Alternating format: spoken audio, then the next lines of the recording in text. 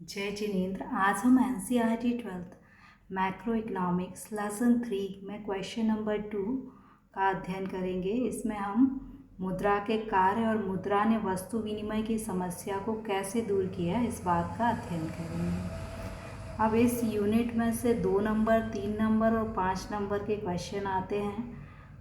तो ये क्वेश्चन आपको जितने नंबर का आए, यदि 5 नंबर में आए तो पूरा लिखना है, और छोटा आए क्योंकि इसमें प्राथमिक कार्य मुद्रा के अलग से पूछे जाते हैं, गौण अलग से पूछे जाते हैं और आकस्मिक अलग से। तो यहाँ हम प्राथमिक और गौण कार्य की चर्चा करेंगे क्योंकि 5 नंबर का क्वेश्चन आएगा। साथ ही साथ हमें यह भी देखना है कि पिछले क्वेश्चन में हमने देखा था कि वस्तु विनिमय में कई कठिनाइयाँ होती हैं, तो उन कठिनाइयों को मुद्रा ने कैसे दूर किया। तो मुद्रा का जो प्रथम कार्य है प्राथमिक कार्य में, वह है विनिमय का माध्यम। विनिमय के माध्यम का अर्थ है कि जो मुद्रा है, पहले वाटर सिस्टम वस्तु विनिमय में क्या होता था कि हम वस्तु के बदले में वस्तु का विनिमय करते थे, लेकिन अब क्या हो गया है कि हम मुद्रा के बदले में किसी मुद्रा को किसी भी वस्तु से विनिमय कर सकते हैं। मुद्रा से हम कोई भी वस्तु खरीद सकते हैं। तो वस्तु विनिमय की जो कठिनाई थी कि दोहरा संयोग मिलना चाहिए, यानी एक व्यक्ति को गेहूं की ज़रूरत हो तो दूसरे व्यक्ति को सेब की ज़रूरत हो, दोनों को एक दूसरे की वस्तु की ज़रूरत हो, तभी विनिमय संभव था। लेकिन आज मुद्रा से क्या होता है कि हम कोई भी वस्तु आसानी से खरीद सकते हैं, हमें दोहरे संयोग की आवश्यकता नहीं होती। दूसरा है मुद्रा का कार्य मूल्य का मापक। मुद्रा में हम किसी भी वस्तु का मूल्य माप सकते हैं, जैसे 1 किलोग्राम आटा इतने का, एक चॉकलेट इतने की, तो ये हम मुद्रा में माप सकते हैं। वस्तु विनिमय में कठिनाई थी कि वस्तु विनिमय में अब ये कह रहा है कि मुझे जो है इतने गेहूं के बदले में इतने सेब चाहिए। सेब वाला कह रहा है कि गेहूं तो कम है, सेब ज़्यादा हैं और इसलिए विनिमय नहीं हो सकता। अब गेहूं वाला कह रहा है नहीं, गेहूं महंगा होता है, सेब सस्ता होता है, इसलिए विनिमय हो सकता है। तो इस प्रकार वस्तु विनिमय में कई समस्याएं थी जिसको कि मुद्रा ने हल कर दिया, क्योंकि आज हम किसी भी वस्तु का जो मूल्य है वो उसको मुद्रा में मेज़र कर सकते हैं, माप सकते हैं। अगला है स्थगित भुगतानों का मान। पहले क्या होता था कि हम स्थगित भुगतान नहीं कर सकते थे। स्थगित भुगतान मीन्स भविष्य में भुगतान नहीं कर सकते थे, क्योंकि भविष्य में वस्तु की गुणवत्ता जो है वो परिवर्तित हो सकती थी। परंतु आज हम क्या कर सकते हैं कि आज हम मुद्रा में सभी पेमेंट करते हैं। तो अभी हमारे पास पैसे नहीं हैं तो हमने क्या किया, लोन ले लिया, और जब हमारे पास पैसे हुए तो हमने पेमेंट कर दिया। तो ये जो स्थगित भुगतान वाली जो प्रणाली है वो मुद्रा के आने के बाद अत्यंत ही सहज हो गई, यानी उधार देने में अब क्या है, अत्यंत ही सुविधा हो गई है। मूल्य का संचय। देखिए, यदि आपके पास आवश्यकता से अधिक धन हो तो वस्तु विनिमय में उसका संचय किस में किया जाता था, वस्तुओं में। वस्तुएं कैसी होती थी, शीघ्र नष्ट होने वाली। लेकिन आज आवश्यकता से अधिक धन का संचय जो है मुद्रा में किया जाता है, सिक्के या नोटों में, और ये अनेक वर्षों तक चलते हैं, इन्हें कोई भी नाशवान नहीं होते, और इनका संचय जो है कम स्थान पर किया जा सकता है, कि वस्तुओं के संचय करने में अधिक स्थान की आवश्यकता होती थी। फिर है मूल्य का हस्तांतरण। जब वस्तु विनिमय था तो एक व्यक्ति चाहे कि अपने निवास स्थान को छोड़कर कहीं दूसरे शहर में जाकर निवास करे तो ऐसा अत्यंत कठिन कार्य था। आज यह कार्य मुद्रा ने सुलभ करा दिया है, क्योंकि व्यक्ति अपने मकान को बेचकर मुद्रा ले सकता है और मुद्रा से वह कहीं भी जाकर दूसरा मकान खरीद सकता है। अब है नेक्स्ट, मुद्रा वस्तु विनिमय की कमी और मुद्रा मुद्रा ने उन कमियों को कैसे दूर किया, इसे हम कंपैरेटिवली पढ़ेंगे। तो वस्तु विनिमय की कमी है कि इसमें दोहरे संयोग का अभाव होता है। दोहरा संयोग यानी 2 वस्तुएं हैं और ये 2 व्यक्ति हैं, दोनों को एक दूसरे की वस्तु की आवश्यकता है, तभी विनिमय संभव है। लेकिन मुद्रा ने इसको कैसे हल कर दिया है कि आज मुद्रा के माध्यम से हम कितनी भी वस्तुओं को खरीद सकते हैं, हमें दोहरे संयोग की आवश्यकता नहीं होती। दूसरा है मूल्य की इकाई का अभाव। मुद्रा जो है मूल्य की इकाई है, मतलब किसी भी वस्तु को हम 1 किलोग्राम जो है, कोई भी वस्तु आ रही है 100 रुपये में, तो हमने क्या किया, इसका मापन कर दिया। लेकिन वस्तु विनिमय में क्या होता था कि मूल्य मापन की इकाई नहीं होती थी। तो ये दो वस्तुएं हैं, इसमें से एक वस्तु के बदले में दूसरी वस्तु की कितनी इकाइयाँ दी जाएंगी या ली जाएंगी, इसकी समस्या होती थी। लेकिन मुद्रा एक सामान्य मूल्य मापक है, इसलिए यह समस्या हल हो गई है। थर्ड है स्थगित भुगतानों के माप का अभाव। मुद्रा नहीं थी तो हम क्या करते थे कि हम भविष्य में भुगतान नहीं कर पाते थे, परंतु मुद्रा के कारण अब क्या हो गया है, हम भविष्य में स्थगित भुगतान कर सकते हैं। मूल्य संचय का अभाव। जब मुद्रा नहीं थी तो हम मूल्य का संचय किस में करते थे, वस्तुओं में करते थे, और वस्तुएं नाशवान होती थी।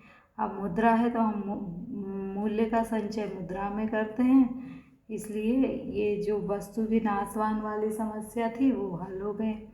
हस्तांतरण भुगतान में कठिनाई। मुद्रा नहीं थी तो हम अपने घर को छोड़कर दूसरे जगह जाकर निवास नहीं कर सकते थे, क्योंकि घर तो हम साथ में नहीं ले जा सकते। लेकिन अब मुद्रा के होने पर हम अपने घर को बेचकर मुद्रा ले सकते हैं और मुद्रा से नया घर खरीद सकते हैं। Question number 2,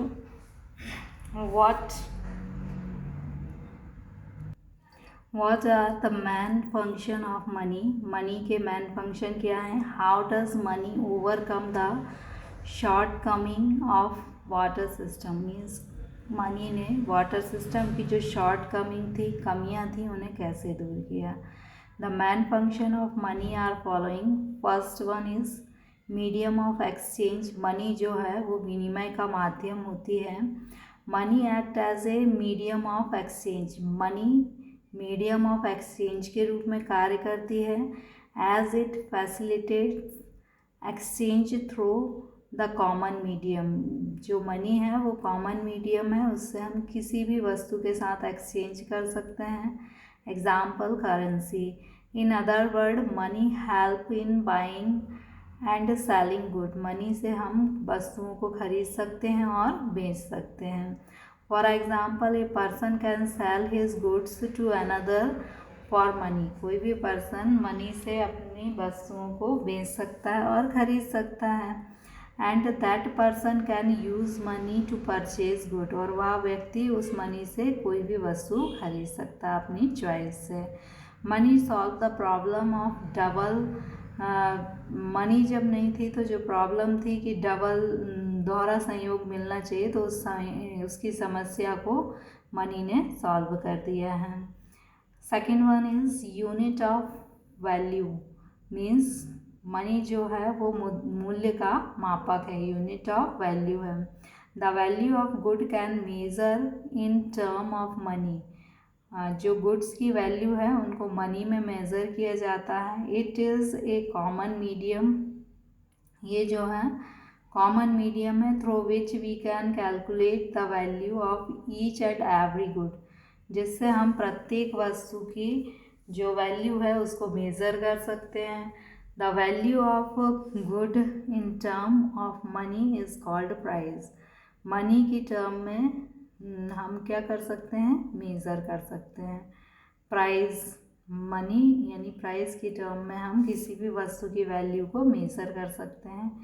in water system the lack of common denominator for measuring value of goods was the major drawback. Water system में एक ड्रॉबैक था कि हमें कॉमन जो थी यूनिट मेज़रमेंट की वो कोई नहीं थी, लेकिन मनी अब हमें कॉमन यूनिट मिल गई है measurement of value of goods. Third one is store of value.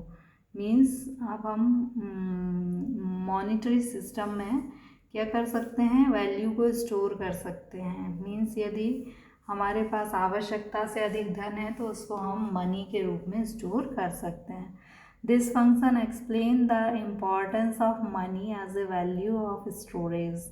Means यह मनी की स्टोरेज वैल्यू को डिफाइन करता है। This implies that wealth is in the form of money can be store easily. Money की form में हम easily store कर सकते हैं वेल्थ को as a medium of exchange for future use, और फिर हम फ्यूचर में उसका मीडियम ऑफ एक्सचेंज के रूप में यूज़ कर सकते हैं।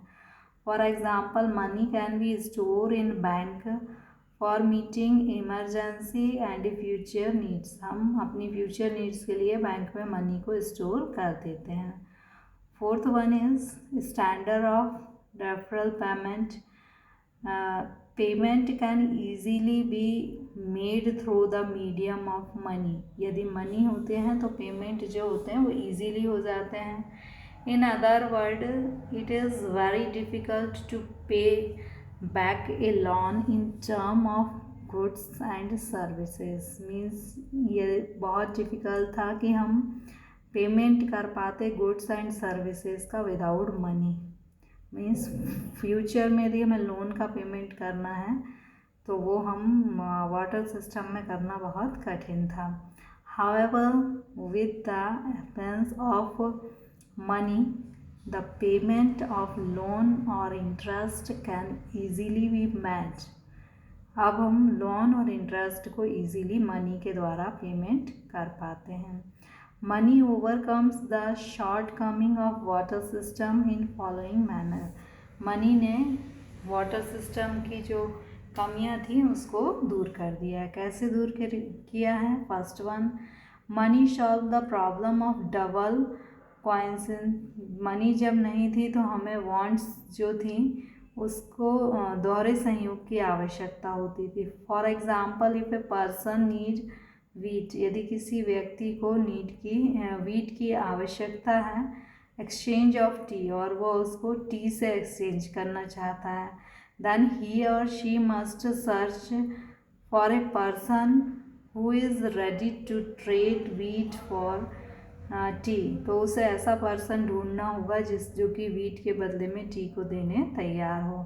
Money made the need for such search redundant, मतलब मनी के कारण इस प्रकार की अब सर्च हमें नहीं करनी पड़ती। Second one, the water system is very difficult to measure the value of one good in term of another. Means water system में ये बहुत डिफ़िकल्ट था कि हम किसी वस्तु की वैल्यू को जो दूसरी वस्तु थी उसमें कैसे मेज़र करें। For example it is difficult to calculate the value of cow in term of wheat. Cow की वैल्यू को वीट के टर्म में कैसे हम डिफ़ाइन करेंगे, ये कैलकुलेट करना बहुत कठिन काम था। It is very difficult to store goods को स्टोर करना भी डिफ़िकल्ट था, स्पेशली पेरिशेबल गुड्स। जो नाशवान वस्तुएं होती हैं उन्हें तो स्टोर करना बहुत ही कठिन होता है, जैसे कि fruit and meat. For the purpose of value store money serve this purpose. Means value को स्टोर करने के पर्पस को मनी ने सॉल्व कर दिया है। Fourth one is the contractual और future payment are much difficult to be made in water system. Barter system में फ्यूचर पेमेंट करना क्या था? कठिन था। For example a worker working on contract base could not be paid in term of rice share. जिस worker को हमने contract base पर रखा उसे हम राइस या चेयर की टर्म में पेमेंट नहीं कर सकते। So money solve all the problem of barter system. Okay, thank you.